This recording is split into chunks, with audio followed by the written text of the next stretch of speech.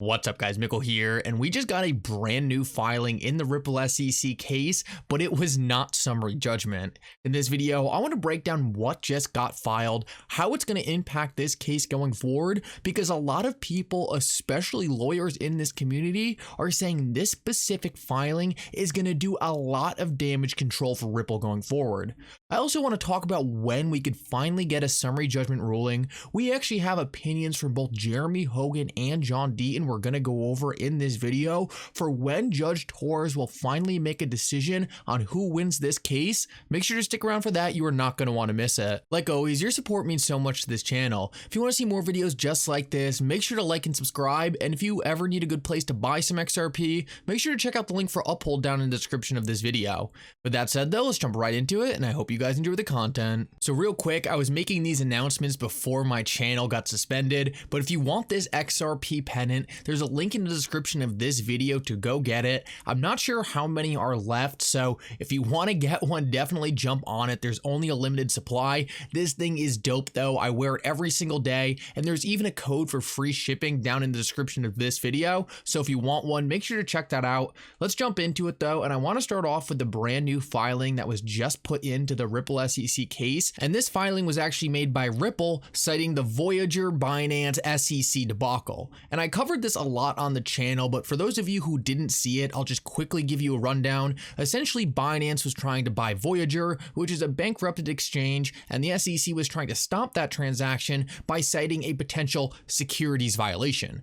Now, the SEC wouldn't state what the securities violation was. They were just hoping the judge would agree with them. Unfortunately for the SEC though, this judge absolutely hated the SEC and roasted them throughout the entire hearing. The judge's main argument though was that the SEC has never provided any clarity to the market, and therefore how would anyone know there was a securities violation? The judge made it very clear in this case that he didn't see the SEC make any clear statements in regards to cryptocurrencies, and therefore it doesn't make sense for the SEC to come in on one of these transactions and say, oh, by the way, it's actually clear this is a securities violation. We just don't need to make it public why we think it violates securities laws. The judge is really picking up on what the XRP community has been saying since day one of this case. The rules are not clear. The SEC can't just do whatever they want. Now, this is actually pretty significant to the Ripple SEC case because Ripple filed the language the judge was using in response to the SEC not providing clarity in that case and saying, look, this is exactly what we're talking about when we say the SEC never gave us fair notice. The SEC never made it clear to us that XRP was a security. If anything, they made it clear that XRP probably wasn't a security by saying things like Ethereum and Bitcoin weren't. So Ripple's going to file this to this case and show Judge Torres, hey, you're not crazy in thinking the SEC has done a terrible job as a regulator. Look at this. This other judge agrees with you. And what this really does is it takes a lot of charges off the table. At this point going forward, there is no way Brad Garlinghouse and Chris Larson are going to be held liable for the allegations the SEC alleged. The SEC personally charged Brad Garlinghouse and Chris Larson in the case they brought against Ripple, saying that these two blatantly knew they were violating securities laws and did it anyway. This proves this is not the case at all, and this charge will not move forward. John Deaton has already said he 100% believes this charge by the SEC is dead. This also gets rid of a lot of punishment Ripple could possibly get if they do in fact lose the case. What we're learning is that even if the judge does agree, some of Ripple's sales might have been securities transactions. This is essentially proving that, well, Ripple can't get much of a punishment because no one knew the rules. The SEC was supposed to provide rules, tell Ripple, hey, what you're doing might be wrong, you need to reevaluate this and maybe do it in this way. The SEC did not do this at all, and this is just further proof that this is just not us in the XRP community saying this. This is actually judges in other cases coming to the same conclusion. And what's really remarkable about all of this is how narrow the SEC's case is getting and how weak it is getting with every single one of these new pieces of evidence Ripple is adding to the case. And just so you know, the SEC hasn't even been responding to these. I think the SEC at the end of the day knows they bit off a little more than they could chew with Ripple, and because of that, some of this might just be a lost cause for them. So now I want to move on and show you an update I just saw from John Deaton, and this is going to cover a lot of where we are in the case right now. And rather than me trying to explain it, I just want to show you this video because it was absolutely outstanding and it's going to answer a lot of important questions. So listen up to this and then we'll break it down. But I wouldn't be surprised if it's by the end of this week. And this is what I do. I go by what historically she's done. And if you look at previous cases of hers, there's been times where she's done the summary judgment ruling at the same time as the Daubert ruling. There was a case where she gave both rulings simultaneously. And that's why when the Daubert motion came down, I said the summary judgment could be tonight. Then there was another case where she did the Daubert rulings and 2 weeks went by and she gave the decision on summary judgment. And there was a case where she did the Daubert ruling and 60 days between. So although I'm guessing, I can tell you this, that I would be very surprised if it's not within the next 30 days. If late April comes and we're still waiting, I'll genuinely be surprised, and it would be inconsistent with the way she's handled cases in the past. When Ripple's summary judgment decision was published, I came out and said, this is a brief written for the appellate courts, that it was written directly to the Second Circuit and the U.S. Supreme Court. It's already an appeal ready. And if you look, Brad Garlinghouse even said that Ripple was operating as though they had already lost. I don't know if you remember when he said that. And he said, listen, it's not going to get any worse for us than it is now. And basically, if you look at who they hired Michael Kellogg. Okay, Michael Kellogg is the preeminent appellate attorney in the United States of America. Neil Gorsuch, who is on the Supreme Court, used to work for Mike Kellogg, okay, as a partner there. And he used to be a solicitor general. He used to be chief Rehnquist's clerk. And so this brief is written for the appellate courts. And I've come out and said that if Ripple goes to the Supreme Court, they're going to win. Now, that's pretty confident for me to say. I said 100%, I'm sure. And there are not many things you're sure in 100%, because this Supreme Court, it overturned Roe versus Wade. No matter what your position is on it, it was 50-year precedent. They're conservative justices. And if you look at the EPA West Virginia case that Professor J.W. and I talked about recently, that's the case where they slapped down the EPA for extending its jurisdiction without congressional authorization. Does that sound familiar? A federal agency.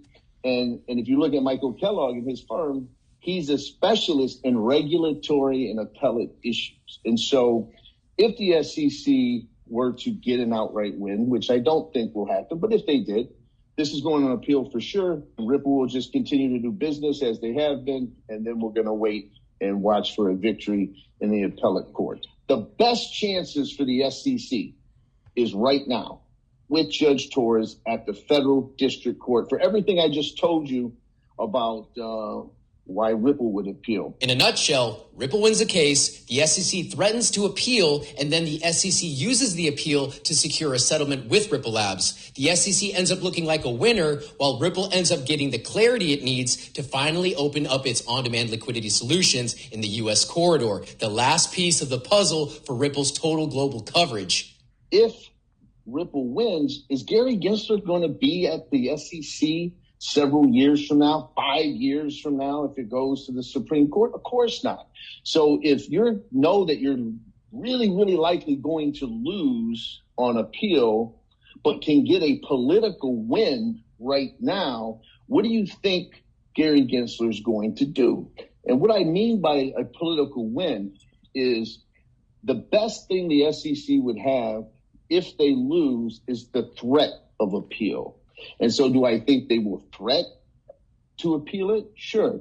And what would happen? They would use the threat of an appeal to try to negotiate a settlement post Judge Torres's decision, where they get to say, okay, Ripple will waive our appeal. We'll agree that Judge Torres's decision that secondary market sales are not securities, and that your ongoing and future sales are not securities.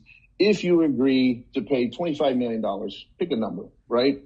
And Ripple may very well entertain that. And then Gary Gensler could say, yes, we got a victory. We got millions and millions of dollars. But more importantly, he gets to go after his other targets in present day. That's the issue. And so Ellie Tarrant said that they are even beefing up the crypto enforcement at the SEC now, today, even though a year ago they doubled the SEC crypto enforcement. And so why would you appeal it, take the risk of a loss, when you could get that political win? What a great question posed by John. Why would the SEC be doubling its labor force, specifically in its crypto assets and cyber unit, unless they already know Ripple's going to win? I'll take it one step further because of that Coinbase interview that Tony did of Thinking Crypto channel. Think about this. If Ripple wins and Judge Torres says, SEC, you couldn't prove XRP was sold as a security by the actual company that owns 50% of the tokens. Do you think that's going to give Coinbase and Kraken confidence? If you can't prove it against Ripple, then you sure as hell can't prove it's a security when Coinbase or Kraken or Uphold sells it. So despite, I know that the chief legal officer of Coinbase said, well, and he's got to say that it's a publicly traded company. He's going to say we have to be careful. We got to do this. We got to do that. But just think about common sense. If you lose against Ripple, if you can't prove Ripple violated the law, you sure as hell not proving Coinbase or anyone else did. So I think it would be great news for retail as well. John doesn't stop there. He brought up Hinman's emails too, something that the SEC has been unwilling to provide. I have to tell you, I've already said it publicly. Eventually those emails are coming out. So besides the shaky camera, I really do think that was one of John Deaton's best interviews to date. He answered a lot of important questions. It looks like him and I both agree that this case is not going to go to the Supreme Court. The SEC might threaten it, but they actually have a massive chance of losing even worse at the Supreme Court, so it doesn't really make sense for them to take it that far. He thinks the SEC is just going to threaten it to try to drive a settlement. Whether or not that's going to happen, this case is going to settle after summary judgment, or we're just going to have summary judgment and the SEC is going to get over it. It looks like both him and I both agree this case is likely going to end pretty soon. I also think it's important to note that he thinks we are right around the corner from this decision. He thought it was going to happen last week. Jeremy Hogan also says that he thought it was going to happen last week, but also says that on a scale 1 to 10 of how close we are a 10. We are right around a corner from a decision in this case. Ripple has never looked better. The SEC has lost almost every single major decision. I think they're going to lose another massive decision. I don't think there is any chance XRP will be declared a security. Let's see if Ripple gets a slap on the wrist or it's an all-out loss for the SEC. Either way, we're right around the corner and I could not feel more confident. Anyway, thank you so much for coming. I hope you enjoyed this update. If you did, make sure to like and subscribe. It really does mean so much. And for now, Mickle out.